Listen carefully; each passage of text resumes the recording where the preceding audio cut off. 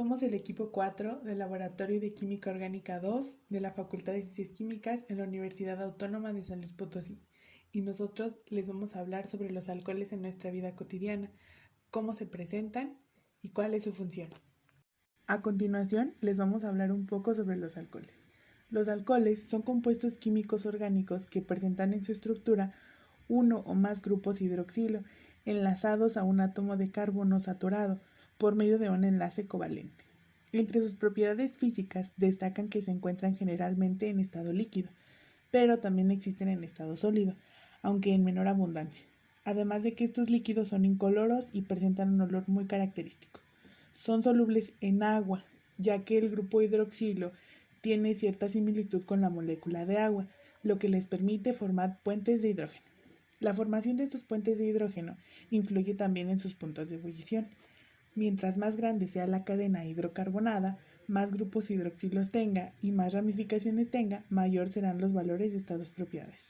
Y en cuanto a su densidad, esta es mayor conforme aumenta el número de átomos de carbono y las ramificaciones de su cadena hidrocarbonada. Una de las propiedades químicas que presentan los alcoholes es que tienen un carácter dipolar, semejante al del agua debido a su grupo hidroxilo.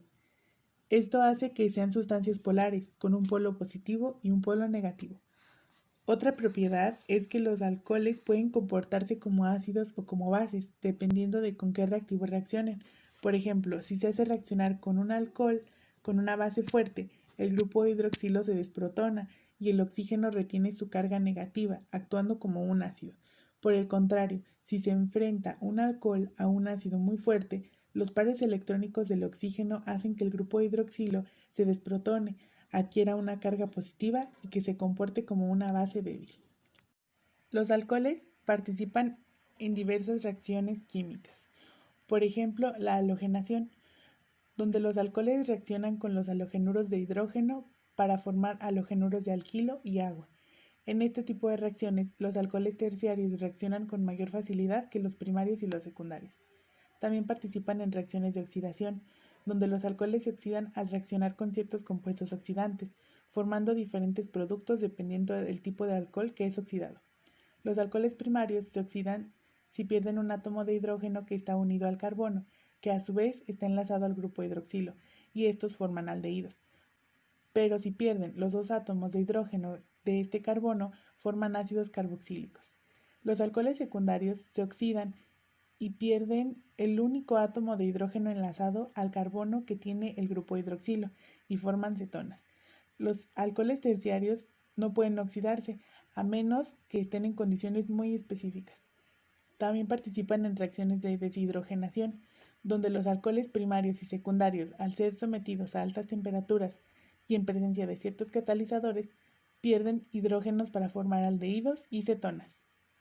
Y por último participan en reacciones de deshidratación, las cuales consisten en añadir un ácido mineral a un alcohol para extraer el grupo hidroxilo y obtener el alqueno correspondiente mediante procesos de eliminación. Para realizar nuestro experimento necesitamos una bolsa de plástico, alcohol, una bandeja y agua muy caliente. El alcohol etílico o etanol es un líquido incoloro, inflamable y muy volátil, con una temperatura de ebullición baja de 78 grados centígrados. Primero colocaremos un poco de alcohol en la bolsa.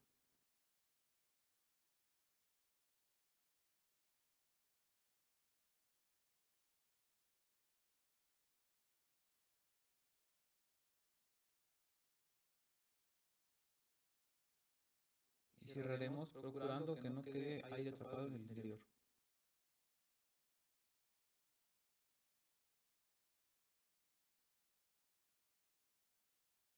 Colocaremos la bolsa sobre la bandeja y dejaremos caer el agua caliente sobre ella.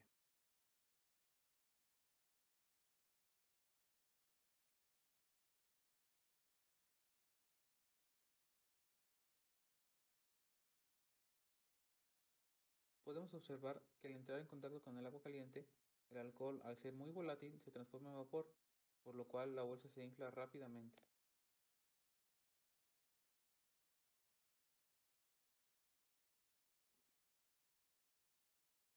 Después de unas horas podemos observar que el agua se ha congelado, pero el alcohol no. El alcohol no se congela porque tiene un punto de congelación de menos 114 grados centígrados, mucho más bajo que lo que un congelador doméstico puede alcanzar. Después de unas horas podemos observar que el agua se ha congelado, pero el alcohol no. El alcohol no se congela porque tiene un punto de congelación de menos 114 grados centígrados, mucho más bajo que lo que un congelador doméstico puede alcanzar. Después de unas horas podemos observar que el agua se ha congelado, pero el alcohol no. El alcohol no se congela porque tiene un punto de congelación de menos 114 grados centígrados, mucho más bajo que lo que un congelador doméstico puede alcanzar. Después de unas horas podemos observar que el agua se ha congelado, pero el alcohol no. El alcohol no se congela porque tiene un punto de congelación de menos 114 grados centígrados, mucho más bajo que lo que un congelador doméstico puede alcanzar. Después de unas horas podemos observar que el agua se ha congelado, pero el alcohol no. Para este experimento necesitaremos un bowl, un tenedor, un huevo y etanol. Para este experimento debemos colocar el huevo en el bowl y añadirle un chorrito de alcohol. También debemos revolver bien la mezcla. Podemos observar que el alcohol va naturalizando las proteínas del huevo, que se encuentran principalmente en la clara. Cuando las proteínas se desnaturalizan, pierden parte de su estructura molecular y por eso su aspecto cambia. Casi inmediatamente observamos que la clara se va disolviendo blanca. A su vez, el huevo se va deshidratando. El agua sale de sus tejidos y el alcohol entra.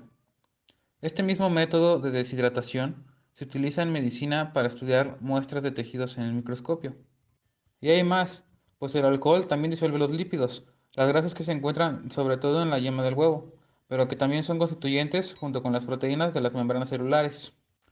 Por eso, el alcohol se usa para limpiar grasa, literalmente las disuelve, y para desinfectar, pues desnaturaliza las proteínas y disuelve los lípidos de las membranas celulares de las bacterias. Para este experimento, A continuación se explicarán algunas formas de obtener alcoholes, asimismo el procedimiento que se llevó a cabo para la obtención del vino. Ahora, para la reducción de aldehídos y cetonas. La reducción de un aldehído lleva a la formación de un alcohol primario y la reducción de una acetona lleva a la formación de un alcohol secundario. Cabe recalcar que para que estas reacciones se lleven a cabo necesitan de un reductor.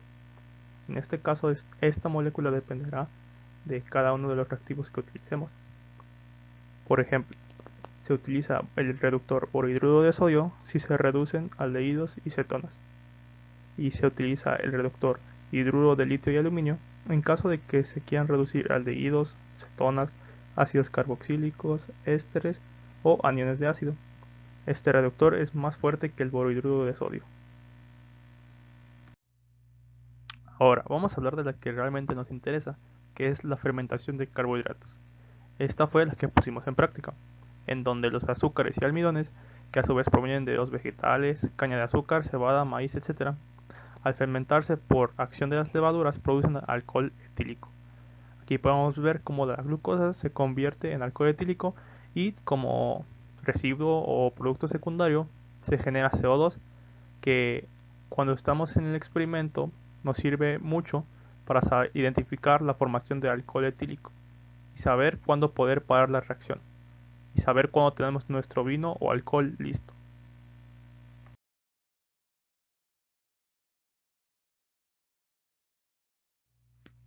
El primer paso en este procedimiento fue la elaboración del zumo de uva. Para esto se pelaban las uvas y se les quitaba la semilla. Eso para que el zumo se pueda filtrar sin ningún problema.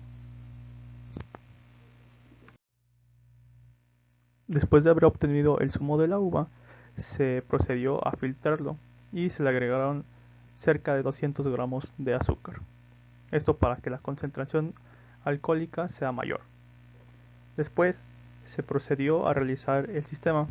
Este sistema cabe recalcar que debe ser cerrado, ya que las levaduras en la uva o en el jugo de la uva tienen una respiración anaerobia y esto va a ser muy importante para la obtención de alcohol etílico.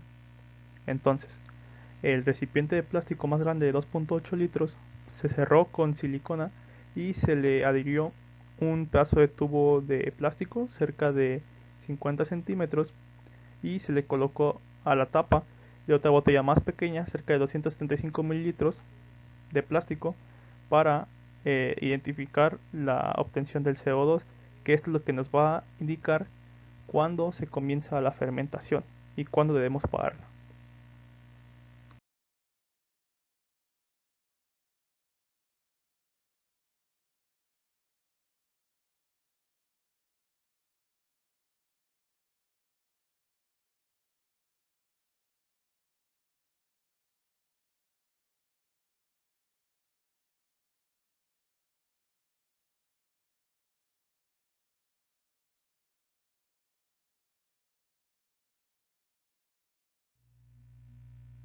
El video que acaban de ver se tomó 3 días después de que se realizó el sistema y se introdujo el zumo de uva dentro del sistema. Se tapó con el papel de aluminio para simular un ambiente frío y oscuro, y se observa que se empezó el burbujeo en la botella de agua. Esto nos dice que se empezó la reacción de fermentación gracias a la liberación del CO2, y podemos a partir de este momento saber cuándo parar la reacción de fermentación.